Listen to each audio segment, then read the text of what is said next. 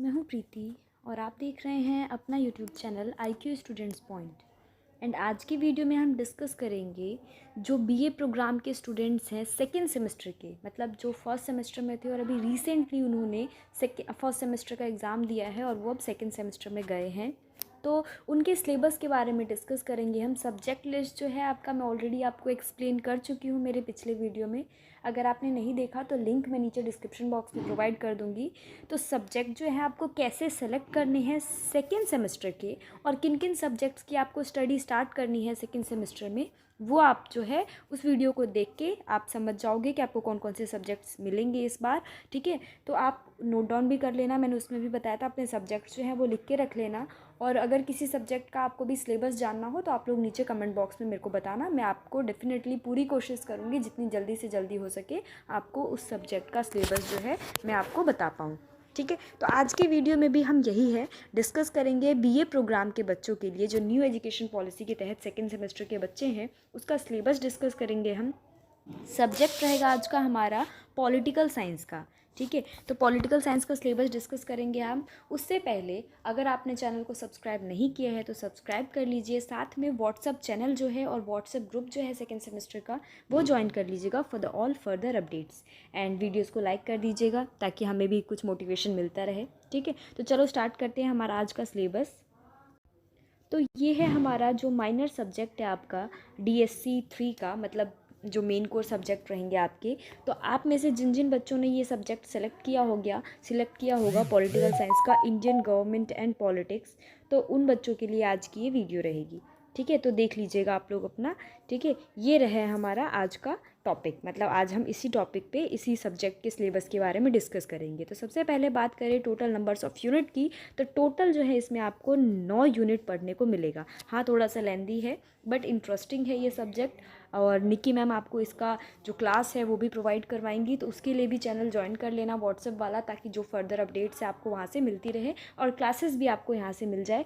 क्योंकि जनरली क्या है, सोल में ना क्लासेस बहुत लेट प्रोवाइड होते हैं और उसके बिहाफ पे तो बच्चे एग्ज़ाम क्लियर नहीं कर सकते, तो उनको कहीं भी बाहर से क्लास लेनी पड़ती है। तो इसलिए हमारे चैनल पे completely free of cost classes provide करवाई जाती हैं आपको, तो आप लोग ज्वाइन कर सकते हैं जब भी क्लासेस मिलेगा आपको। ठीक है, तो चलो स्टार्ट करते हैं आज का हमारा सबसे फर्स्ट यूनिट। जो फर्स्ट यूनिट रहेगा इसमें आप जो आप फर्स्ट यूनिट है आपका, इसमें पढ़ोगे आप बेसिकली इंडियन कॉन्स्टिट्यूशन के बारे में। ठीक है, कि भारतीय संविधान जो है वो होता क्या है। ठीक है, इनकी जो फीचर्स हैं, बेसिक फीचर्स हैं वो क्या क्या हैं इसमें, मतलब जो विशेषताएं हैं। ठीक है, उसके बाद इसी में डिबेट्स पढ़ोगे अब, डिबेट्स ऑन फंडामेंटल राइट्स, मतलब जो मौलिक सिद्धांत होते हैं उसके बारे में मतलब डिबेट्स भी इसमें बताया जाएगा आपको। ठीक है, उसके बाद इसी में आप और भी आगे प्रिंसिपल्स पढ़ोगे, है ना, फेडरलिज्म के बारे में भी पढ़ोगे। ये सारी चीज़ें आपको पढ़ाई जाएगी आपके यूनिट नंबर 1 में। तो ये था आपका फर्स्ट यूनिट। अब आएंगे हमारे सेकेंड यूनिट पे। सेकेंड यूनिट में है हमारा state formation and nation building.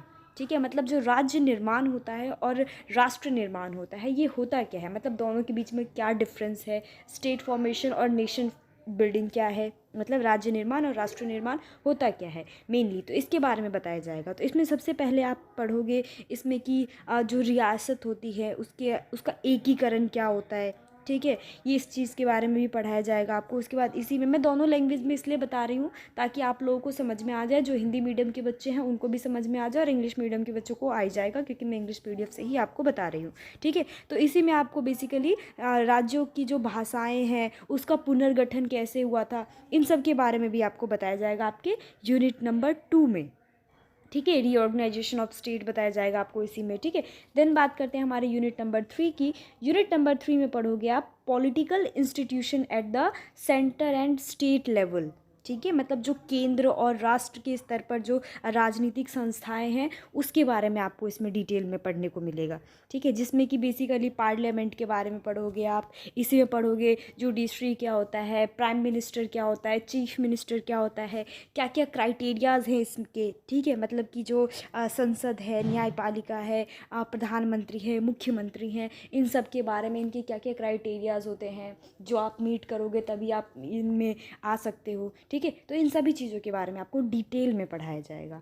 Then जाएंगे हमारे यूनिट नंबर 4 की तरफ। यूनिट नंबर 4 में पढ़ोगे आप social structure and political power के बारे में। ठीक है, मतलब कि सामाजिक संरचना और राजनीति शक्ति के बारे में पढ़ोगे आप कि मतलब सामाजिक संरचना कैसी होती है, सोशल स्ट्रक्चर कैसे होता है, पॉलिटिकल पावर क्या क्या होता है, मतलब जो पॉलिटिकल जो शक्तियाँ होती है वो कैसे वर्क करती है।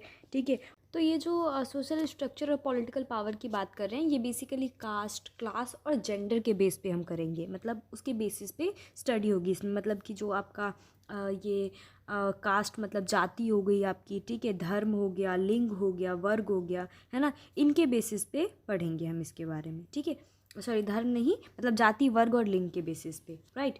देन आएंगे हमारे यूनिट नंबर 5 की तरफ। यूनिट नंबर 5 में हम धर्म के बारे में पढ़ेंगे, धर्म और राजनीति के बारे में, रिलीजन एंड पॉलिटिक्स के बारे में पढ़ोगे। तो इसमें बेसिकली डिबेट्स भी पढ़ाए जाएंगे आपके, ठीक है। उसके बाद अलग अलग टाइप की चीज़ें पढ़ोगे इसमें आप, धर्मनिरपेक्षता क्या होता है, ठीक है, सांप्रदायिकता क्या होता है, इन दोनों के बीच में जो डिबेट्स हैं वो भी पढ़ाया जाएगा आपको। ठीक है, तो ये है आपका यूनिट नंबर 5। देन आते हैं यूनिट नंबर 6 की तरफ। यूनिट नंबर 6 में पढ़ोगे आप political parties and party system के बारे में, मतलब पॉलिटिकल पार्टी क्या होती है, ठीक है, पार्टी सिस्टम क्या है, इसके बारे में, मतलब राजनीतिक दल और पार्टी प्रणाली जो है मेनली इसके बारे में डिटेल में आपको पढ़ाया जाएगा, दोनों के बीच में डिफरेंसेस भी पढ़ाए जाएंगे।